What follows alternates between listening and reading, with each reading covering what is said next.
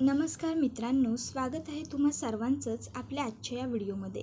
आजच्या आपल्या या व्हिडिओमध्ये आपण लग्नानंतर होईलच प्रेम या मालिकेच्या आजच्या भागाचे लेटेस्ट त्याचबरोबर इंटरेस्टिंग अपडेट जाणून घेणार आहोत. त्यामुळे पटापट व्हिडिओला लाईक करा, तसेच चॅनलला सबस्क्राईब करून बेल आयकॉन आठवणीने प्रेस करा, जेणेकरून तुम्हाला पुढच्या प्रत्येक व्हिडिओचं नोटिफिकेशन मिळत जाईल आणि सर्व व्हिडिओंचा आनंद हा अगदी घेता येईल.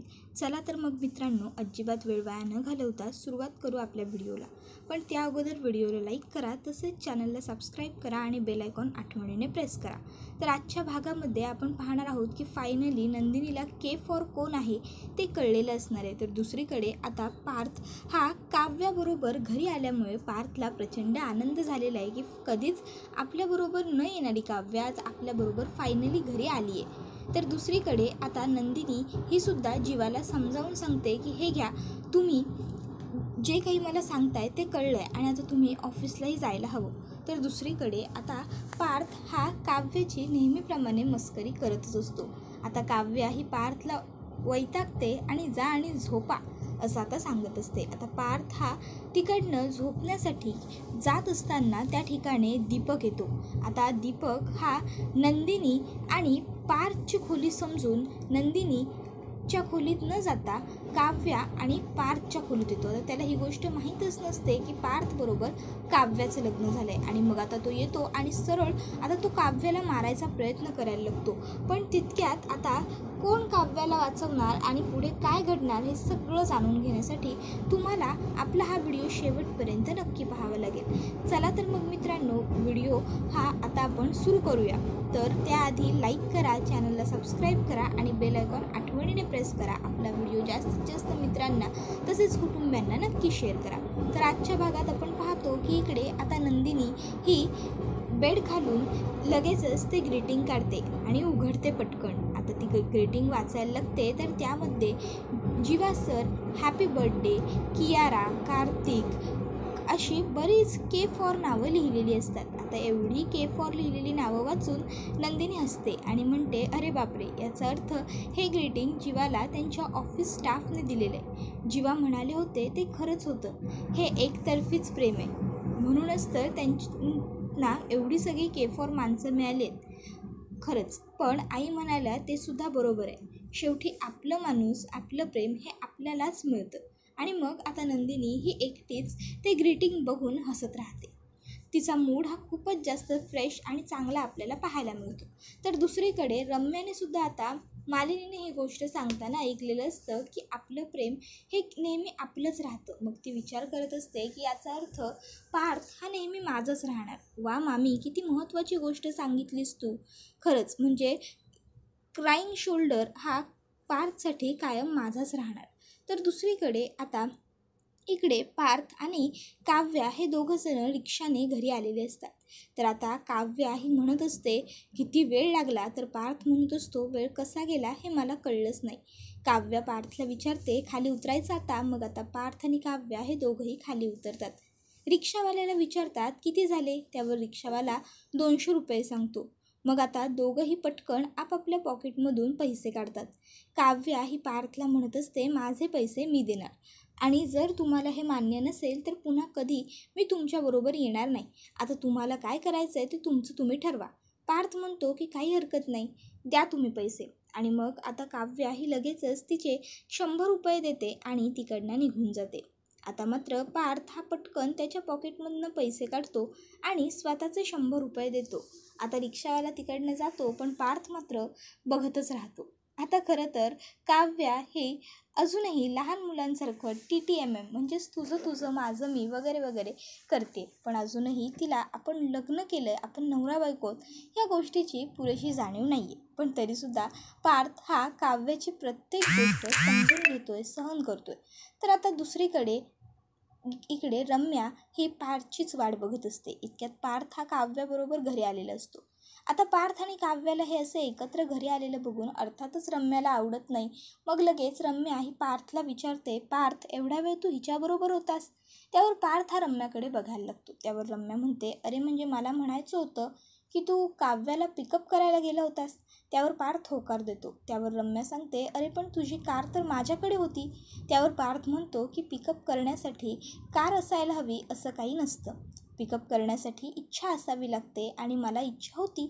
त्याबरोबर लगेच रम्या म्हणते, अरे पण त्यावर पार्थ हा तिकडनं जात असतो. पण मग त्याच्या लक्षात येतं की त्याच्या गाडीची किल्ली तर रम्याकडे. मग तो रम्याला म्हणतो, किल्ली. त्यावर रम्या पार्थच्या हातावरती त्याच्या गाडीची किल्ली ठेवते आणि म्हणत असते, पण तुमचं तर सकाळी भांडण झालं होतं ना? तर पार्थ सांगत असतो की रम्या, अगं नवरा बायकोंमध्ये अशी छोटी मोठी भांडणं ही होतच असतात. तुझं लग्न झालं की कळेल तुला. आता मात्र तुझं लग्न झालं की तुला कळेल नवरा बायकोंमध्ये भांडणं होत असतात. हे सगळं पार्थचं बोलणं ऐकून रम्याला मात्र खूप राग येत असतो. कारण या सगळ्यामध्ये पार्थ हा काव्याला आपली बायको म्हणत असतो आणि अर्थात रम्याला काही ही गोष्ट फारशी आवडत नसते. मग आता पार्थ हा तिकडनं निघून गेलेला असतो. आता पार्थ हा तिकडनं गेल्यावर रम्याचा मात्र चांगला संताप झालेला असतो. तिला पार्थचं बोलणं अजिबात आवडलेलं नसतं. मग आता रम्या आणि वसवत्या बोलत असतात. वसवत्या ही रम्याला म्हणत असते, काय पार्थ असं म्हणाला की नवरा बायकोंमध्ये भांडणं होत असतात? अगं पण ह्याच्यामध्ये चुकीचं काय आहे रम्या? तू जे काही म्हणाला ते बरोबरच आहे. नवरा बायकोंमध्ये छोटी मोठी भांडणं कुरबुरी ह्या सारख्या होतच असतात, त्यात काय एवढं? त्याबरोबर लगेच रम्या म्हणत असते, आई अगं काय बोलतेस तू, कळतंय का तुला? ती काव्या पार्थची बायको म्हणण्याच्या तरी लायक आहे का? अगं नवऱ्याच्या कोणत्या गरजा ती पूर्ण करते? साधं चहा कॉफी हे सगळं करून देणं तर खूप दूरची गोष्ट राहिली. साधी स्माईलसुद्धा ती पार्थला देत नाही. आणि मी पार्थसाठी ते सगळं करते आणि आयुष्यभर करण्याची तयारीसुद्धा ठेवते. अगं मी आत्ता ऑफिसला जायला लागले, ऑफिसमधली सगळी कामं व्यवस्थित करायला लागले, इवन घरातलं सुद्धा सगळं बघते. मग तरीसुद्धा त्याबरोबर लगेच आता वसवत्या हसते. आता रम्या विचारते, काय झालं, का हसलीस? त्यावर वसवत्या म्हणते, म्हणजे तुला काय वाटतं? तू ऑफिसला जायला लागलीस, हे कपडे घालायचे बदलायला लागलीस म्हणून काय पार्थ हा तुला बिझनेस पार्टनर बनून त्याची लाईफ पार्टनर करून घेईल का? त्याबरोबर लगेच रम्या म्हणायला लागते, म्हणजे याचा अर्थ आई तुला काय म्हणायचं आहे? घरातूनच मला हा असा सपोर्ट मिळतो ना, म्हणून मग हे सगळं असं होतं. आई तू अजूनही माझ्यावरती रागवली आहेस का? अगं तू माझ्या प्रत्येक प्लॅनमध्ये सहभागी तर होतेस, मला साथ तर देतेस, पण कधीतरी मलाच हे असं डिवचतेस. तू अजूनही नाराज आहेस का माझ्यावर? त्यावर मालिनी वसवत्या ही तिला म्हणायला लागते की हो आहे मी तुझ्यावर नाराज. रम्या तू माझी एकुलती एक मुलगी आहेस, त्यामुळे जीव तुटतो तुझ्यासाठी. तू एकटी पडू नयेस किंवा तुला कोणी काही बोलू नये म्हणून तू हे रचलेले सगळे प्लॅन, तू रचलेल्या सगळ्या इमल्यात मी तुझा सोबत असते, तुझी साथ देते, पण खरंच नाराज आहे मी तुझ्यावर. अगं एक संधी समोरून चालून आली होती तुझ्याकडे, पार्थवरचं प्रेम विसरून स्वतःच्या नवीन आणि सुखी आयुष्याची सुरुवात करण्याकरता, पण ते सुद्धा तू नाही केलीस, तू ते सुद्धा नाकारलंस. त्याबरोबर मात्र आता रम्या म्हणत असते, अगं आई पण त्यावर लगेचच वसवत्या सांगते की मी तुझ्यावर नाराज आहे. खरं सांगू का तुला, तू त्या पार्थच्या प्रेमात वेडी आहेस आणि मी तुझं ऐकणारी सगळं मी तुझ्यापेक्षा वेडी आहे. आणि मग आता लगेचच एवढं बोलून वसवत्या ही तिकडनं निघून जायला लागते.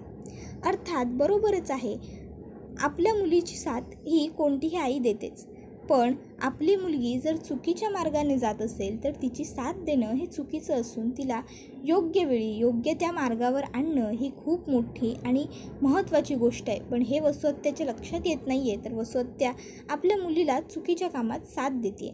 तर दुसरीकडे आता रम्या ही लगेचच म्हणायला लागते की वेडेपणा काय असतो ते या घरातल्यांनी पाहिलं आहे कुठे अजून?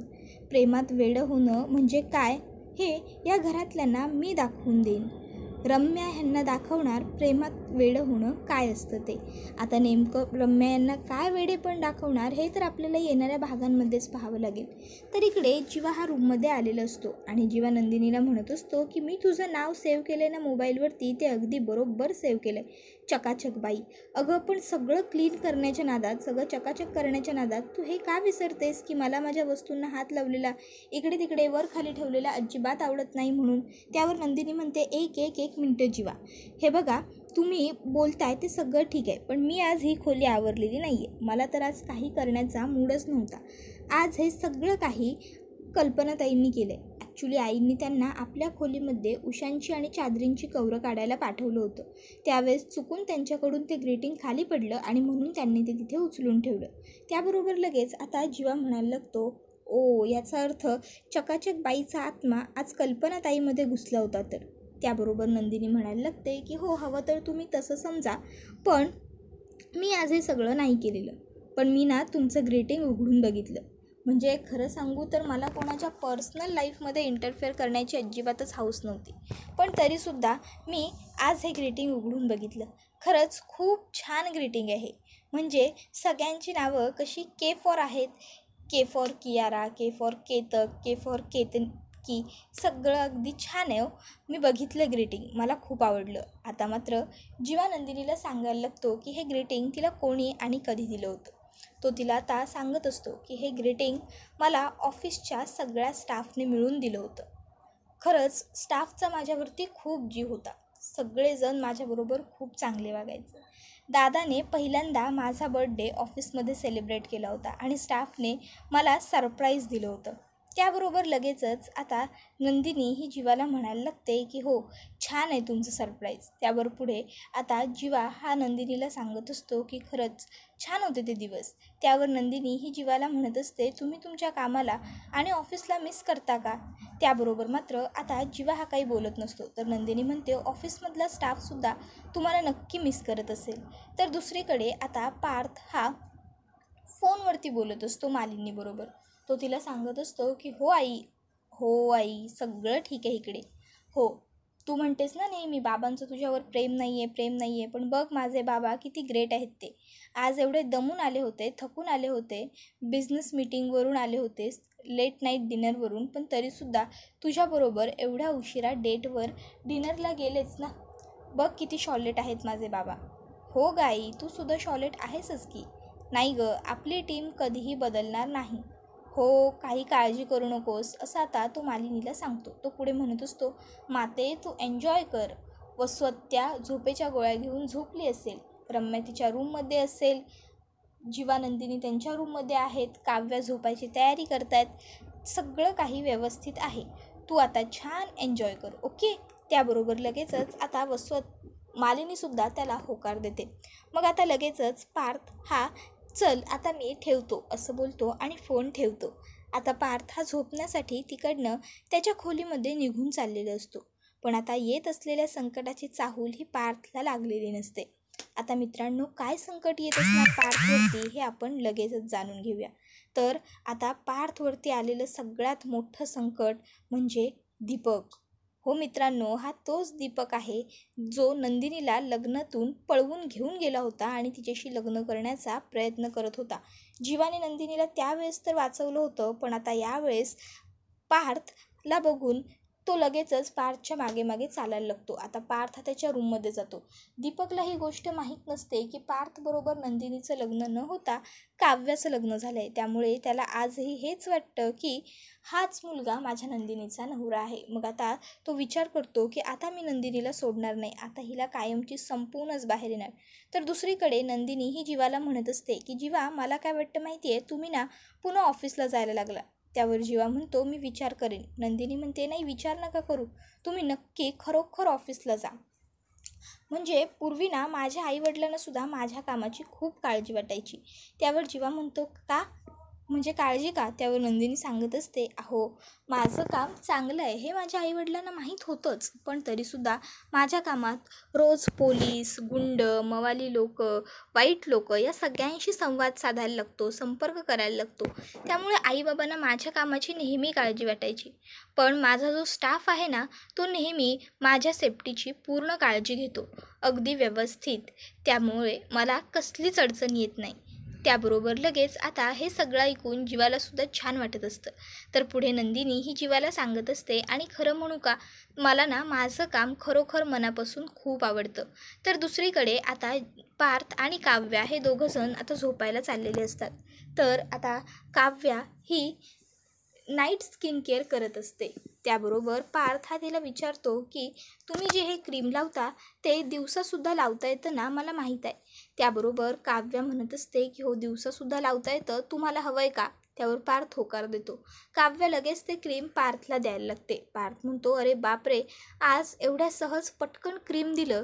खरंच. त्याबरोबर लगेच काव्या ही पार्थला सांगत असते, बाय द वे, ही सुंदर दिसण्यासाठी नाही तर स्किन केअर रुटीनसाठी वापरली जाते. त्याबरोबर पार्थ म्हणत असतो की ठीक आहे, स्किन केअर रुटीन तर स्किन केअर रुटीन, मी सुद्धा आजपासून माझ्या स्किनची काळजी करायला लागेन. हवं तर मी तुम्हाला रोज याचे 50 रुपये देईन. आता मी हवं तर 50 रुपये देईन हे ऐकून लगेचच काव्य म्हणायला लागते, कशाला? त्यावर पार्थ म्हणतो, तुम्ही कसे रिक्षाने आपण एकत्र आलो त्यावेळेस तुमचे पैसे दिलेत, मग मी सुद्धा कोणाचं उधार ठेवत नाही ना, म्हणून मग मी सुद्धा तुम्हाला पैसे देईन. त्यावर काव्या म्हणते, झोपा ना पार्थ, का उगाच सतवताय मला? आणि मग आता पार्थ म्हणतो, मी वॉशरूमला जाऊन आलो. त्यावर काव्य म्हणते, हे जग जाहीर करण्याची काय गरज आहे, जा. मग पार्थ म्हणतो की तुम्ही उगाच शोधू नये मला म्हणून सांगितलं. बरं, मी आलोच. आणि आता पार्थ तिकडनं गेल्यावर दीपक हा संधी साधतो आणि आता तो खोलीत येत असतो. आता खरं तर एवढा वेळ पार्थ आणि काव्य बोलत असताना त्याने खोलीचा दरवाजा उघडलेलाच नसतो. काव्याने अंगावर पांघरून घेतल्यानंतर तो दरवाजा उघडतो. त्यामुळे त्याला कळतच नाही की तिथे नंदिनी झोपली आहे की काव्या झोपली आहे. दीपक विचार करतो, माझ्याबरोबरचं लग्न मोडून या पार्थबरोबर सुखाचा संसार करतेस, आता मी तुला सोडणार नाही. आणि मग दीपक येऊन काव्याच्या तोंडावरती उशी दाबतो. काव्या त्याला कशी बशी लांब झटकते आणि पार्थला जोरजोरात हाका मारायला लागते. आता लगेचच पुढे दीपक हा काव्याचा चेहरा बघतो आणि म्हणायला लागतो की बापरे, ही तर काव्य आहे, मग नंदिनी कुठे? आणि मग आता दीपक हा तिकडनं पळून जात असतो. इतक्यात पार्थ हा तिकडे बाहेर आलेला असतो आणि तो दीपकच्या पाठी पळत असतो. आता तो दीपकला पकडतो सुद्धा, पण दीपक हा त्याच्या तावडीतून सुटून निसटायला लागतो. इतक्यात जीवा आणि नंदिनीसुद्धा सगळा गोंधळ ऐकून खाली आलेले असतात. मग जीवा आणि पार्थ हे दोघंजणं त्याच्या पाठी पळायला लागतात, तर नंदिनी ही काव्याजवळ येते आणि तू ठीक आहेस ना काव्या असं विचारायला लागते.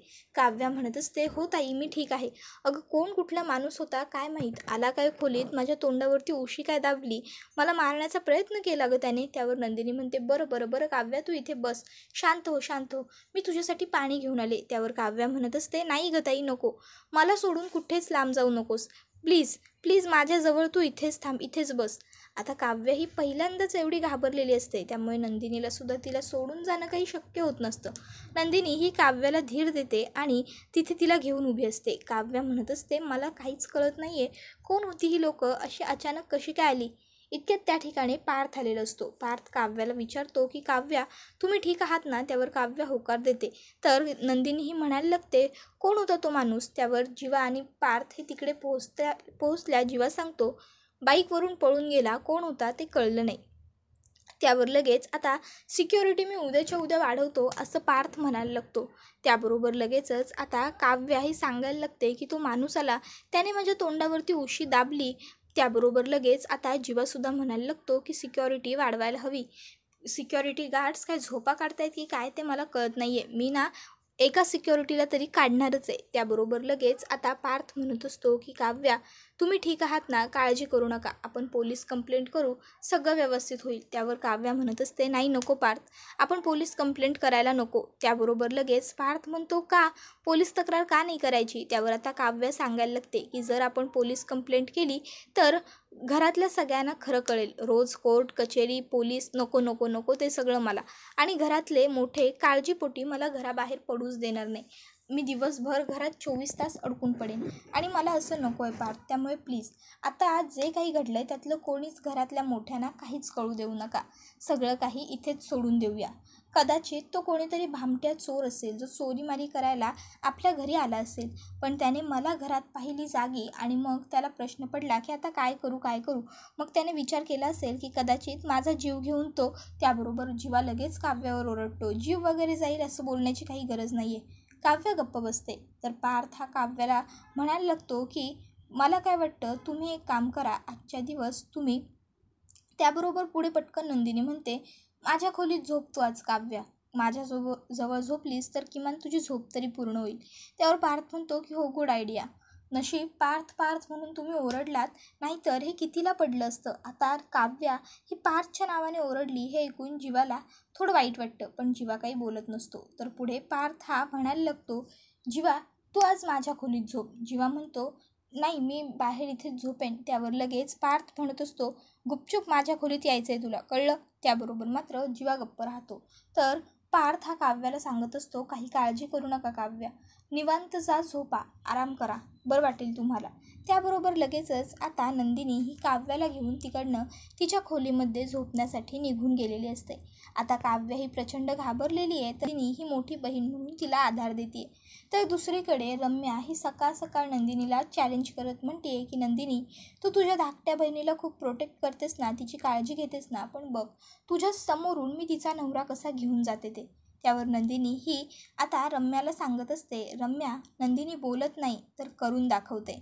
तर दुसरीकडे आता इकडे जीवा आणि काव्या हे दोघंजणं बोलत असतात. तर काव्या ही जीवाला म्हणत असते, छान आहे की तुमची फोटो फ्रेममध्ये रमलायस, तसाच खऱ्या आयुष्यातही रमलायस का? मला कळत नाही की हा आत्ताचा जीवा माझ्यासमोर खरा उभा आहे की तो जीवा माझ्यासमोर खरा होता. खरंच जीवा.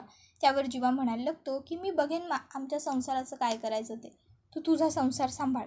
आता हे ऐकून मात्र काव्याला आणखीन जास्त वाईट वाटतं. त्याबरोबर हा व्हिडिओ इथेच संपतो. पण मित्रांनो, पाहणं तर पुढे हे रंजक ठरणार की आता काव्य आणि जीवाच्या प्रेमकथेचा शेवट होऊन नंदिनी आणि जीवाच्या, त्याचबरोबर पार्थ आणि काव्याच्या लव्ह स्टोरीची सुरुवात कशी होते. मित्रांनो, तुम्हालाही पाहायचं आहे ना, मग चॅनलला सबस्क्राईब करून बेल आयकॉन आठवणीने प्रेस करा, म्हणजे पुढच्या प्रत्येक एपिसोडचं नोटिफिकेशन तुम्हाला